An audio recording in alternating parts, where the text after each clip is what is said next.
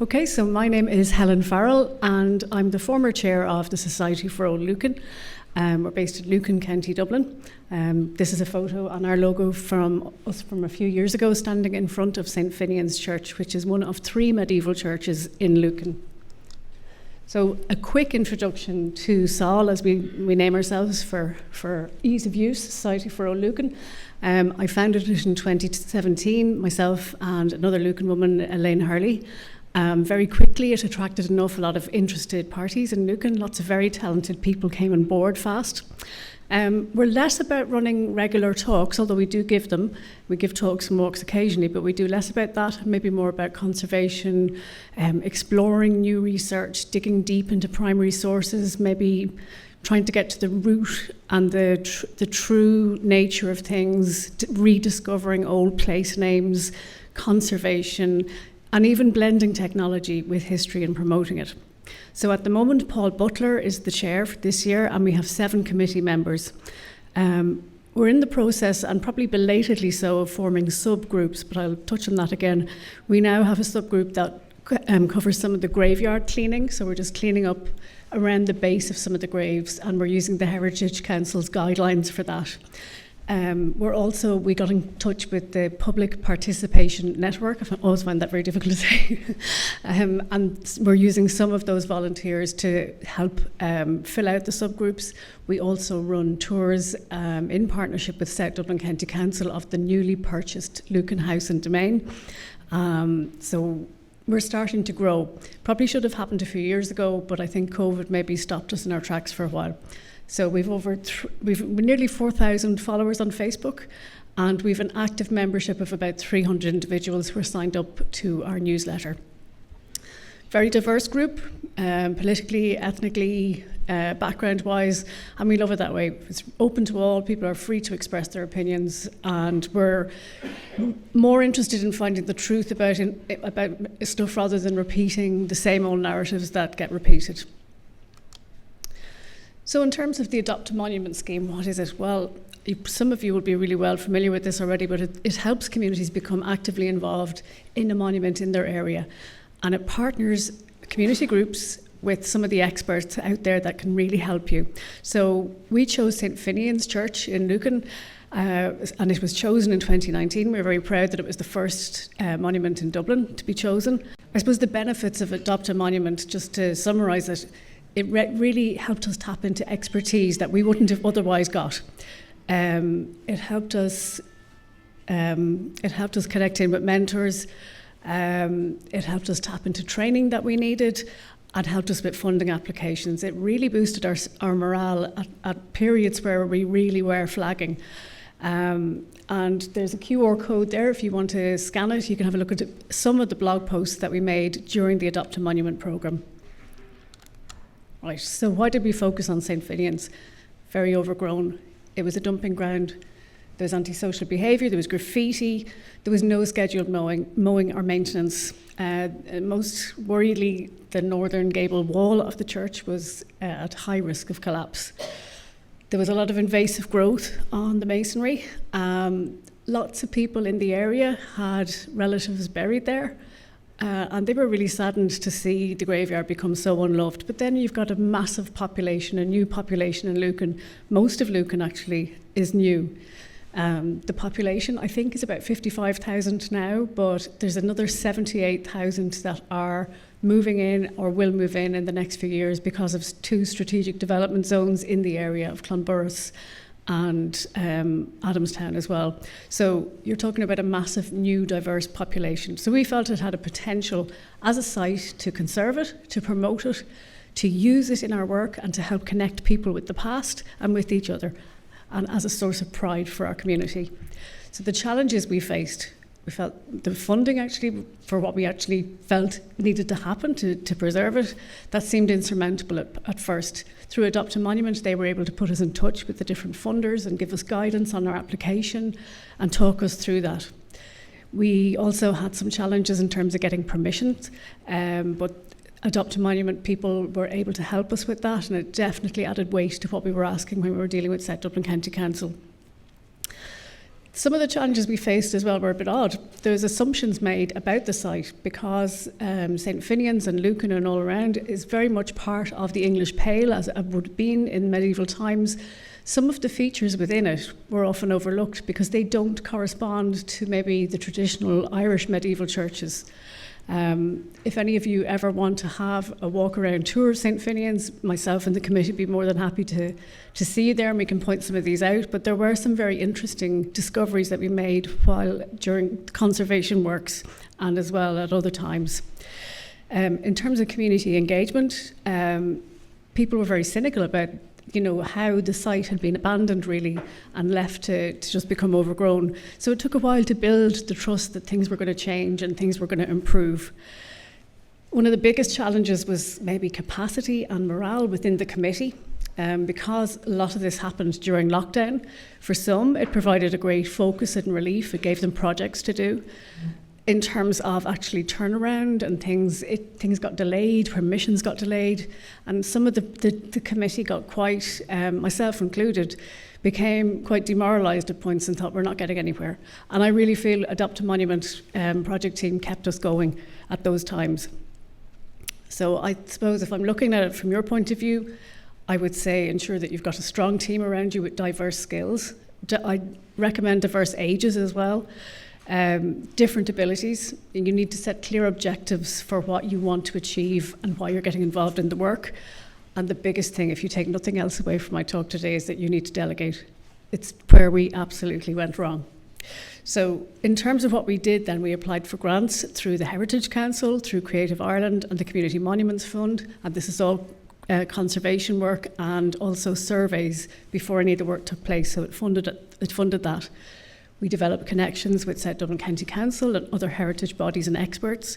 We received mentoring and guidance from Adopt a Monument, and we did lots of community engagement events to develop the site. And you can see Paul here in action doing a nighttime photography event. This was extremely popular. So in terms of the conservation work that we covered, it covered architectural assessment, geophysical assessment, which is very interesting. We located the site of a possible earlier church within the graveyard, and South Dublin County Council played for a very interesting biodiversity site. In 2023, we found over 60 wildflowers within just the small graveyard alone, and that's not even touching on the animals or the insects there. So the conservation, the priority, I suppose, was to stabilise the structure, stop the gable wall from collapsing every time there was a storm. We were all texting each other and saying, "Is it still standing? Is it okay?" So that was great. The work also covered repointing some of the walls with traditional methods, removing the dumping, adding gravel to the interior of the church. And then we got the community involved as well. So we hosted volunteer clean-up days, connected in with people. We ran things like wildflower spotting, plant ID days, school tours for local politicians, very important, and awareness raising with the Facebook group. One of the real highlights was actually visiting Marsh's library because we discovered there was still a medieval court book of Esker. So we were able to see that in person. And this is an amazing map designed by Jonathan Cully, one of the very talented members of the committee, and he designed it for Heritage Week 2020. You can see the site there itself. You can see the gable wall in pink, I think, at the end there, and the different phases. And this is just, Jonathan is incredibly talented and does this in his spare time and has actually reconstructed many of the lost medieval buildings of Lucan in a similar manner. It's just absolutely amazing work. So when you're planning your Heritage Week event, I think be creative, mix things up. Maybe break up an event, don't just focus on the one thing. And I think we saw that earlier with Martha Farrell's talk. You need to keep things moving with people. They really enjoy a taster session where they can dip in and out of things. Consider your budget, your permissions, your insurance. Make sure you designate your roles for each person involved. Obviously keep updated, and that's the last talk as well. Make sure afterwards, everybody's usually tired afterwards, but make sure you showcase what actually came out. Somebody might have discovered something, noticed something, seen a connection, mentioned, "Oh, my granny used to tell me about this," or whatever. Showcase that if it's okay. Don't be afraid year on year of reusing or remixing part of what you've already done. You know, you'll have a new audience, you know, presented in a different way. It's perfectly fine to do that. And I think most importantly, as leaders, you need to build the confidence of your committee. So have your vision, communicate it clearly, and support people. Some people obviously work best alone, others like a team, others one-to-one or whatever, and then let them get on with it. Trust them. You have to do that. So just to give you a quick example of some of our previous National Heritage Week events, I'm not going to read them all out. Number 3 was probably our most successful, and we won a Heritage Council Award for the best Heritage Week event in the South Dublin area for that. That was the photograph you saw, Paul, demonstrating nighttime photography to increase the visibility of hidden features. And that was a really popular workshop because we actually broke things up. So we got in contact with a group in Rathcoole who are involved in bat conservation. They lent us a bat detector because we knew there was bats in St. Finian's. So in one station, the children and the adults were able to detect bats and listen into them. On the other side, Jonathan was displaying the interior shots of the digital images of the reconstruction of St. Finian's and talking people through the tech on that. Paul was demonstrating the nighttime photography over here. The children could spray water on the graves, put the torch on it, and then take photographs. They loved it. I was talking a bit about history. It worked really, really well. And that's us getting the award. Myself and Eugene picked it up, and that was a really proud moment for us. And we asked that it be displayed in Lucan Library, so it's there for the community. In terms of the outcomes of Heritage Week, the attendance was great. We didn't make it massive events. We wanted to be able to manage them. But I think what really happened was the feedback that we were getting. So we found that if we ran future events, sometimes not even in St. Finian's, but we'd get children coming back and saying, Mammy, you know, this is the woman who did the tour up in the church at me, like, or, you know, one person actually who lived near St. Finian's said that every time his parents came over from Estonia to visit him, he now brought them to St. Finian's because it was somewhere nice that he could go with them, and they were very interested in it. The legacy of that was an increased awareness at the site, less antisocial behaviour. I won't say none, but there was less. Local schools now want workshops there. Again, hands-on is best. The children love to do stuff. There's less apathy, there's less negativity. You know, it's not perfect. There's still some antisocial behaviour in the general area, but I think it's definitely turned a corner. And for those of you who access the slides afterwards, I really recommend that you take a look at the photogrammetry work that Paul Butler has done on the monuments and actually of St. Finian's Church itself. He put his drone up, he scanned the entire church, and then he was actually able to print it out, a tiny little St. Finian's Church, using his 3D printer. So you can really see how modern tech and history can perfectly partner to create this really exciting new approach. A real proud moment was when South Dublin and the Heritage Council asked us to write this, which was a guide, and put into every Archaeology Ireland issue in 2023. And we all came together to do that. I mostly wrote it, and then Jonathan did maps, and it's Paul's photography, so it was a lovely collaboration. And again, if you're going back over the notes, take a look at this. This was an article I wrote with Chris Corlett, who's a National Monuments Service archaeologist, and it's about a crucifix that was found about a quarter of a mile away. It hangs in the modern St. Patrick's Church of Esker. Sorry, that's my own timer. And it appears that it may have come from St. Finian's. And the really exciting thing is, due to our own group's fundraising, we are now going to get that carbon-14 tested in the next 2 weeks. It's going to be sent off to Queen's.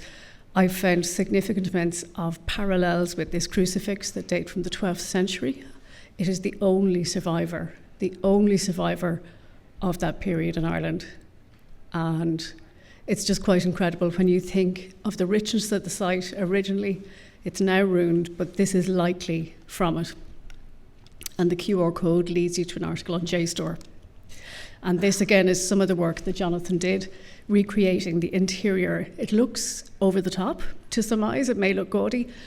But Jonathan does extensive research and looks for extant examples of the similar age. So everything you see in this image is from English medieval parish churches of the similar age, and he puts it in. And you can see if you follow the little arrow right in the middle, he put that medieval rood sculpture, it's or double OD, right at the top there in the middle of the chancel.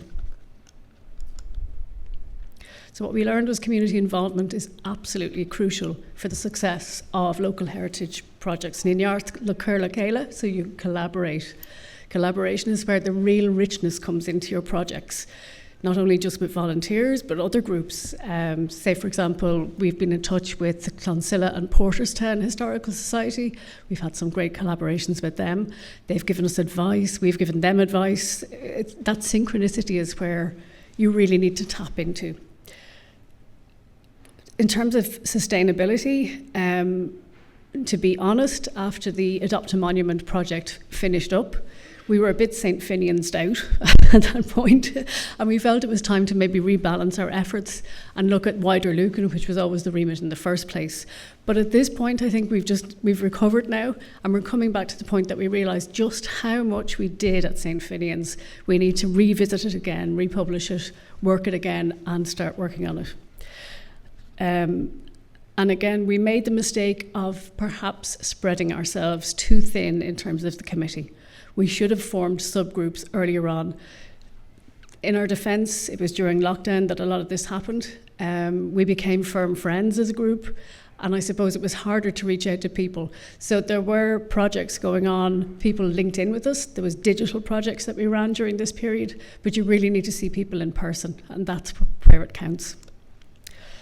So in terms of future plans, I am now in the process with Lucan Library of setting up a very casual SOL research group. I'm going to give them lots of free repositories to go and search. We've gathered lots of references to material in various archives, and we have it in a spreadsheet, and we're basically just going to say, go off, get primary source material, have a look at it, have a chat, see what you can develop. Let's just see where it goes. And I'm hoping it'll devolve and have new leaders. I'm kind of oversubscribed at this point. I need somebody to step forward to run it. The most recent school tour was in April of St. Finian's, really well received and very good feedback. We would like to expand it to more schools, but we're not going to do that unless we have more people on the committee.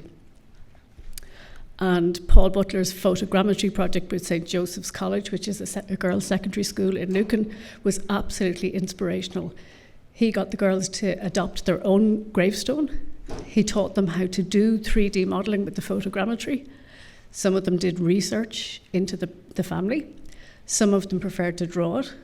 There was girls who were really into developing their social media skills so they could blog about it, or there were girls who were interested in photography and didn't really care about history, and they got involved. It was a really excellent project, and the QR code there will take you to some of the work that he did. And I suppose that wraps it up. I'm happy to take questions, and I can't read out all the acknowledgements, but all the people who helped are on the screen, and I'd like to thank them all. So thank you for your time.